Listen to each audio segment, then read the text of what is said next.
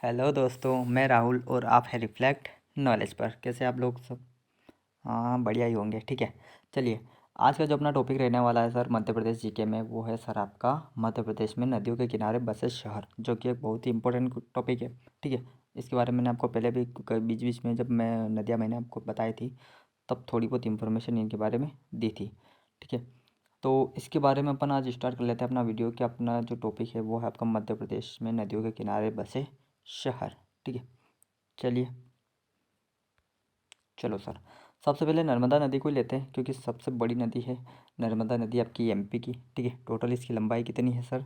तो इसकी टोटल लंबाई है 13-12 और मध्य प्रदेश में इसकी लंबाई है 10-77। ठीक है, और भारत की बात करें तो ये पाँचवीं सबसे बड़ी नदी है। ठीक है, उसके अलावा ये क्या है सर आपकी?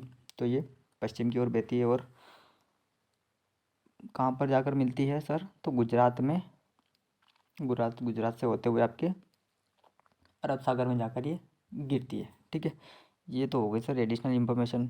अब अपना जो वीडियो है वो पढ़ लेते हैं। ठीक है, तो अपना वीडियो है सर नर्मदा नदी किनारे बसे शहर। तो ये आपको पता होना चाहिए। ठीक है, इसके लिए आप अगर आपके पास एमपी का मैप है तो बहुत अच्छी बात है, होना भी चाहिए अगर आप एमपी एग्ज़ाम की तैयारी कर रहे हैं तो। ठीक है, उस मैप के अकॉर्डिंग आप इन सिटीज़ को देख लेना, आपको बहुत अच्छे से पता पड़ जाएगा। ठीक है, मैं आपको यहाँ पर डायरेक्ट बता रहा हूँ। ठीक है, क्योंकि अपना जो एमपी का जो मैप होता है सर वो कुछ इस टाइप से आपको बनता है। ये थोड़ा सा यहाँ पर मिस्टेक हो गया है। ठीक है, तो ये कुछ यहाँ से अमरकंटक से होकर आपकी इस टाइप से नर्मदा नदी जो है वो निकलती है। ठीक है, यहाँ पर आपका झाबुआ है, यहाँ पर आपका अलीराजपुर है, कुछ इस टाइप से। तो यहाँ से होकर ये बहती है सर। ठीक है, तो आप ये देखेंगे कि यहाँ पर आपका जबलपुर है, यहाँ पर आपका अनूपपुर है, अमरकंटक है। तो ये नर्मदा नदी के जो किनारे आपके शहर है वो है आपका जबलपुर, अमरकंटक, यहाँ पर कुछ होशंगाबाद आता है, डिंडोरी आपका यहीं पर आता है।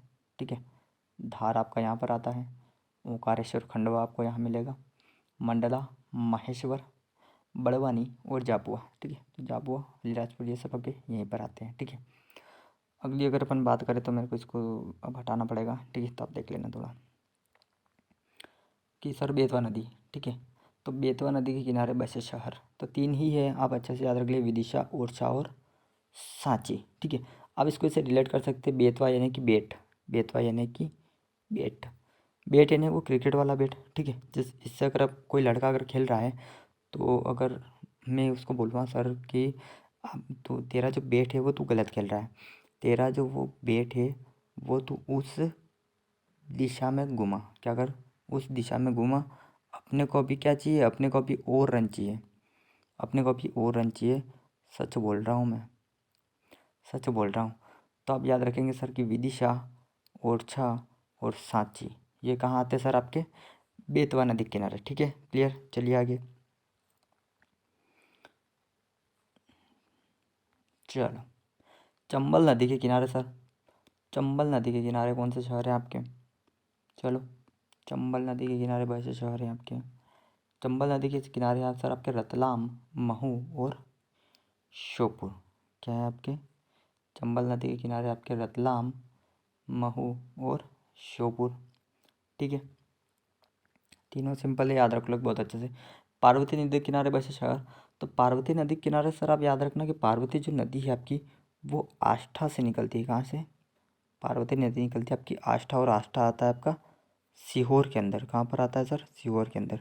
तो आष्ठा सीहोर से ये नदी निकलती है, इसलिए इसके नदी किनारे कौन होगा? आष्ठा तो होगा ही होगा। आष्ठा जो है वो एक तहसील है सीहोर की। ठीक है, तो आष्ठा यानी कि सीहोर, इसके अलावा शाजापुर और राजगढ़, ये जो प्रमुख नगर हैं वो पार्वती नदी के किनारे बसे हुए हैं। ठीक है सर, चलिए इसके अलावा है आपका सिंध नदी के किनारे बसे कुछ शहर है। तो सिंध नदी आपने पढ़ा होगा, ये शिवपुरी से होकर निकलती है। ठीक है, तो शिवपुरी और दतिया ये सिंध नदी किनारे है सर। काली सिंध नदी की बात करें तो एक ही नगर है सोनकच्छ। सोनकच्छ कहाँ आता है आपका? देवास के अंदर। तो आपसे पूछा जाए कि सर देवास किस नदी के किनारे, तो वो काली सिंध नदी के किनारे। शिप्रा नदी के किनारे सर उज्जैन महाकाल बाबा, उज्जैन महाकाल बाबा। ठीक है, तो ये शिप्रा नदी के किनारे स्थित है आपके।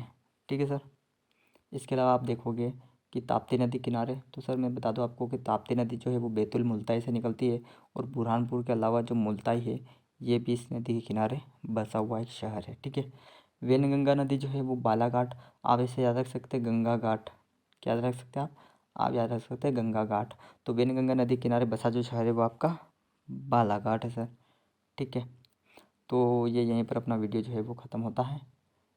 ठीक है सर, इसके अलावा अगर आप कोई टॉपिक अगर आपको लगता है तो उस पर वीडियो अगर बनाना होगा तो मैं बना दूंगा, आप मुझे बता देना कमेंट सेक्शन में कमेंट करके।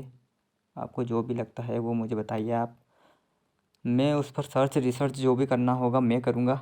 ठीक है, तो आप बस अपने कमेंट साझा कीजिए मुझे कि यार सर यहाँ पर दिक्कत है। सर तो मत बोलना, भाई बोलना, मैं तो भाई हूँ आपका। ठीक है, तो आपको जो भी लगता है वो कमेंट में बताइए आप। ठीक है, और इसको लाइक शेयर कीजिए। मिलते हैं अपन अगले वीडियो में। चलिए।